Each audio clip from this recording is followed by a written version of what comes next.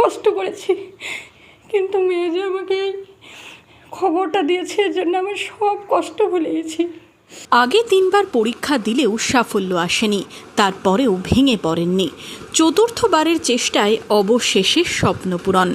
NEET পরীক্ষায় 30,521 rank করল হরিহরপাড়ার প্রত্যন্ত এলাকা কোমনগরের সাদিয়া আঞ্জুম। আমার এবার নিট 2026-এ 559 নম্বর পেয়ে অল ইন্ডিয়া র্যাঙ্ক হয়েছে 30,521। খুব ভালো লেগেছে, অনেক বছর পরিশ্রম করার পরে, অনেক কষ্ট করার পরে এবার উত্তীর্ণ হতে পেরেছি, তো অনেক ভালো লেগেছে। বাংলা মিডিয়াম থেকে উচ্চ মাধ্যমিক পাশ করার পর শুরু হয় নিটের প্রস্তুতি। লকডাউনের সময় উচ্চ মাধ্যমিক পাশ। কতটা চ্যালেঞ্জিং ছিল নিটের প্রস্তুতি? চ্যালেঞ্জ তো ছিল, কারণ আমি লকডাউনের বছরে 11-12 পড়েছি, তো তখন 11-12 অত ভালোভাবে পড়া হয়েছিল না। আবার বাংলা মিডিয়ামে পড়েছি, হঠাৎ করে এবার ইংলিশে সব কিছু পড়তে হতো, তো ওটাই একটু চ্যালেঞ্জিং ছিল। প্রথম 3 বার পরীক্ষায় কিছুটা নম্বরের জন্য সফলতা আসেনি, মনে বাসা করেছিল অবসাদ। তারপরেও হাল ছাড়েনি সে।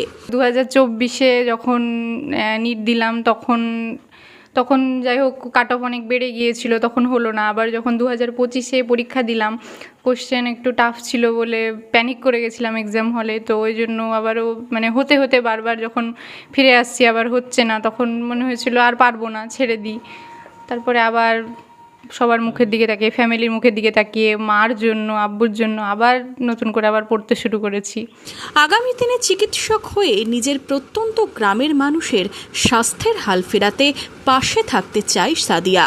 নিজের এলাকার মানুষ, অবশ্যই আমি এই গ্রামে থেকেছি, এখানে বড় হয়েছি, এখানকার মানুষেরা আমাকে ছোট থেকে বিভিন্নভাবে হেল্প করেছে, তো আমি তো চিকিৎসক যদি হয়ে যায়, সফল চিকিৎসক হওয়ার পরে অবশ্যই আমার ইচ্ছা আছে আমি গ্রামে এসে একদিন হলেও বসবো, ফ্রিতে চিকিৎসা করব, মানুষজনের যাতে আমি পাশে থাকতে পারি, তারা আমার পাশে থেকে যে আমি যেন তাদের পাশে থাকতে পারি, তারা যেন বলতে পারে যে আমাদের গ্রামের মেয়েটা আমাদেরকে ভুলে যায়নি। যে আমি যদি ডাক্তার হব, আমিও চাইবো আমার এলাকার লোকেদের যাতে আমি যে কোনোভাবে সাহায্য করতে পারি, যেরকম সাহায্য লাগবে সেরকমভাবে সাহায্য করতে পারি। বাবা একটি কারখানায় কাজ করেন, মাও মেয়েকে ডাক্তার করতে একটি বেসরকারি স্কুলে কাজ শুরু করেন।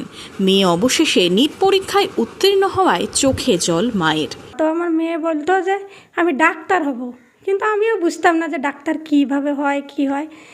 দিয়ে তখন আস্তে আস্তে বড় হলো, তখন আমি বুঝলাম যে হ্যাঁ, ডাক্তার মেয়ে হতে চেয়েছে, তো ওকে ডাক্তার করার জন্য আমি যতটুকু পরিশ্রম করা ততটুকুই করব। দারিদ্রতার সঙ্গেই মেয়েকে পড়াই। আমার অক্লান্ত পরিশ্রম, মেয়ের জন্য আমি অনেক কষ্ট করেছি, কিন্তু মেয়ে যে আমাকে এই খবরটা দিয়েছে এর জন্য আমি সব কষ্ট ভুলে গেছি। আর আমি মেয়েকে বলেছি, আমি যেমন কষ্ট করছি, মা তুমি যদি ডাক্তার হতে পারো, প্রথম থেকে বলেছি, আমি হয়তো পৃথিবীতে কেউ সারা জীবন থাকবে না, আমিও বর্তমানে তুমি গ্রামে থাকবা, গ্রামে 6 মাস অন্তর হোক, 2 মাস অন্তর হোক একটা ক্যাম্প করবা, সেখানে বিনা পয়সায় চিকিৎসা করবা, এটাই আমার মেয়েকে বলেছি।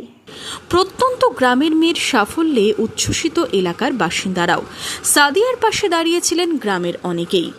বারবার ব্যর্থ হয় এবং ডিসিশন চেঞ্জ করার জন্য আমাকে বলে যে এবার কি আমি নার্সে চলে যাব, আমরা বলেছি যে না। এবং তার মুখের একটা কথা আমি বলতে চাই, ওকে যখন জিজ্ঞেস করা, ও বলেছে আমি ডাক্তার হওয়ার জন্যই আমি জন্মেছি।